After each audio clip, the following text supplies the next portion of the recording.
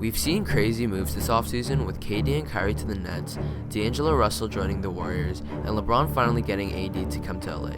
How about Kawhi Leonard and Paul George teaming up on the Clippers, and Westbrook going to the Rockets to join Harden again? But what if I told you there's one duo in the NBA that no one is talking about?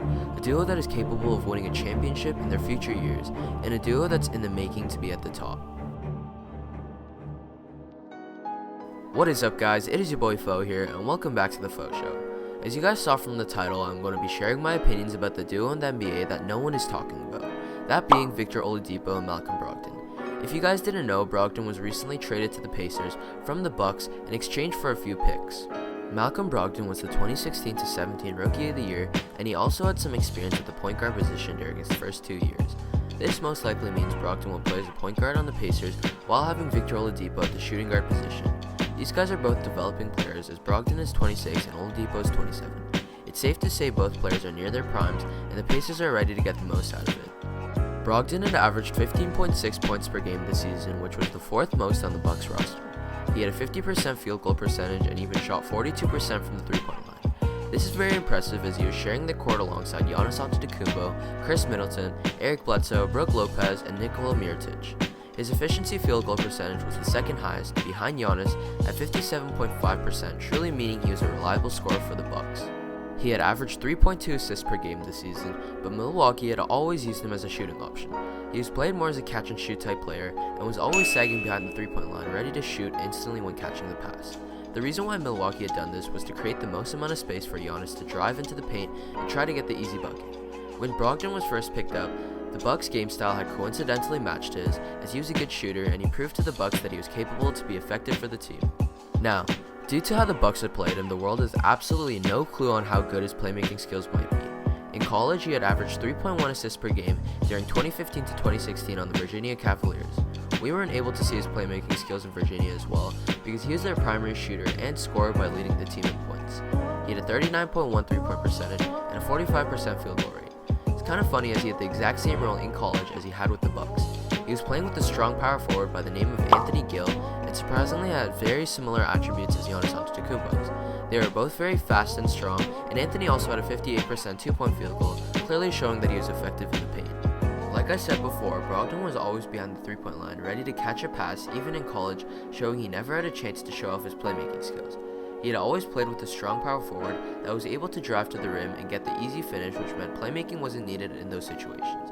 It'll be interesting to see how Brogdon adjusts his game to play alongside Victor Oladipo. He's most likely going to be the point guard of the team, and without an athletic forward on the Pacers, we'll truly get to see Brogdon's playmaking skills this year. Oladipo has always been under the shadow of another player until he got to the Pacers.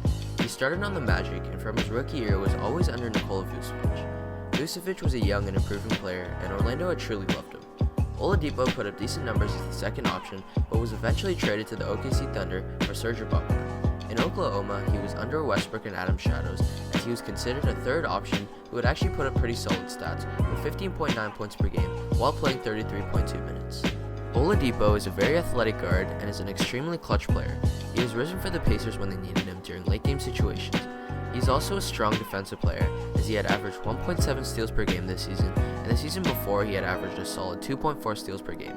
His stats this season weren't the best, as he had suffered from 2 different injuries and yet still was supposed to make the All-Star team, but as we all know, D'Angelo Russell had replaced his spot due to Oladipo's leg injury. Although, in the 2017-18 season, he had an absolute crazy year, which was also the year he came to the Pacers. He averaged 23.1 points per game with 4.3 assists while playing 34 minutes a game. He had also won the Most Improved Player award, showing extreme improvement to his game. Maybe his skill was always there, he was just always under the shadow of another player. He may have just been waiting for a team to play on where he can be the star player, so he's able to get the confidence he needs, and the Pacers had just what he wanted, which leads me to my next point.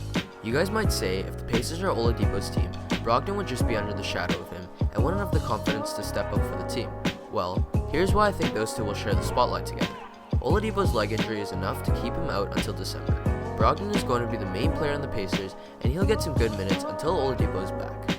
He'll also build chemistry with his new teammates, and when Oladipo gets back, I'm sure they'll both adjust their game styles to fit in with each other. While Oladipo's gone, we'll be able to see lots of possessions where Brogdon handles the ball up and gets to call the play for the team. I think by the time Oladipo's back, Brogdon's playmaking will be superior enough for those to make a deadly backcourt. Well, you guys might ask, what makes this duo so special? These guys are both in their primes and they're hungry to win. Malcolm Brogdon will be playing a proving season this year, as he really has a chance to step up his value. I'm sure he knows what's ahead and training appropriately this summer. Oladipo is also coming out of a very bad leg injury and will also be playing a proving season, as people may think he won't ever be the same again. These guys are both young players, and they're going to try and prove a lot of their haters wrong, meaning they are desperate to both have amazing years. Also, if Brogdon's playmaking really comes out to be as good as I think it'll be, this team will really be a serious threat. Brogdon's possible playmaking skills can get guys like Oladipo open for the shot, or someone like Jeremy Lamb, who the Pacers picked up this season. He could also call plays alongside Miles Turner that could maybe get him open for a shot while Turner drags the attention into the paint. Oladipo is also a very fast and athletic guard, so he may be able to see some crazy alley-oops here and there. But the main question is, why is this duo so slept on? I think it's because people do not realize how good Malcolm Brogdon is capable of being. He's been playing with 2 All-Stars and a solid point guard, obviously taking his time away with the ball. Sure, I could be wrong and this duo could turn into a total mess, but I'm very confident that Brogdon will prove the world wrong and show that he's capable of being an All-Star player. He sort of had the same history as Oladipo by being a support player on the Bucks. Oladipo was also known to be a support player by being the 3rd or 2nd option on his teams. But once Oladipo got to the Pacers, it was his time to shine, and I think the Pacers are also the team Brogdon needs to make a name for himself. Now that concludes the video for today, and hope you guys made it to the end. If you guys enjoyed the video, make sure to leave a like and subscribe. I make basketball videos and express my opinions on different topics focused on the NBA, so make sure to check out my other videos as well. I hope to see everyone again in my next video, and until then, I'll see you guys later.